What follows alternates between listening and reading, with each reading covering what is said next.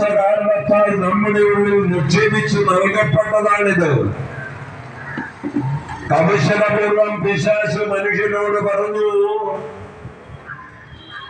ഞാൻ നിന്റെ കണ്ണു തുറന്നു തരാം, അങ്ങനെ നീ എല്ലാം തിരിച്ചറിയും, നന്മ ഏതാണ് ഏതാണെന്ന് ദൈവത്തെ കൂടാതെ നിനക്ക് സ്വന്തം തീരുമാനിക്കാനാവും വിധം നിന്റെ കണ്ണ് ഞാൻ തുറന്നു തരാമെന്ന് പിശാച് നമ്മുടെ ആദി മാതാപിതാക്കളോട് പറഞ്ഞു പറ്റിച്ചു.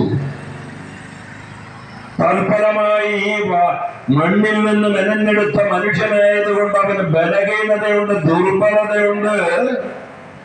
അവൻ ദൈവത്തെ പോലെ പൂർണ്ണനല്ലാത്തത് കൊണ്ട് അപൂർണനാണ് എന്നതിനാൽ കൗശലക്കാരുടെ വാക്കിന്റെ കെണിയുടെ സൂത്രം തിരിച്ചറിയാൻ പറ്റാതെ അവനെ അങ്ങ് വിശ്വസിച്ചു.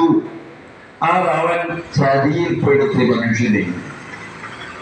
അങ്ങനെ അവന്റെ ഉള്ളിലേക്ക് ഈ 7 മൂലഭാവങ്ങൾ അവൻ കൗശലപൂർവ്വം നിക്ഷേപിച്ചു നൽകി. എന്തിന്?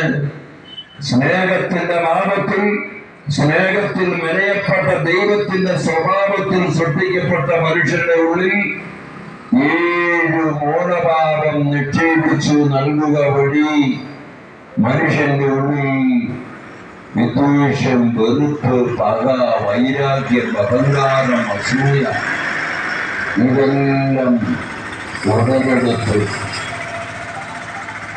അങ്ങനെ മൂലഭാവത്തിന്റെ പേരിലാണ് മനുഷ്യൻ ഭിന്നിച്ചു കലഹിക്കുന്നത്.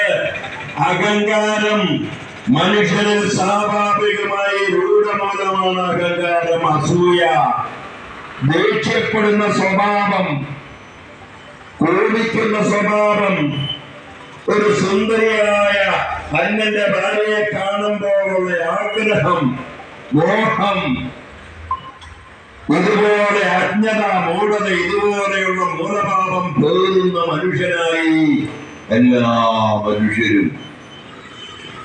ഈ മൂലഭാവത്തിന്റെ ഉപജ്ഞാതാവ്, നിയന്ത്രണകൻ, നിയന്ത്രണാതാവ് ഈ പിശാചാണ്, ലൂസിഫറാണ്. മനുഷ്യനെ ദൈവം തന്റെ സ്നേഹത്തിൽ സൃഷ്ടിച്ചു. ഈ ഭൂമിയാകുന്ന പർദീസാവിന് വെച്ചു നൽകി. ഈ ഭൂമിയിലെ സർവ സൗഭാഗ്യങ്ങളും അവനായി നൽകി.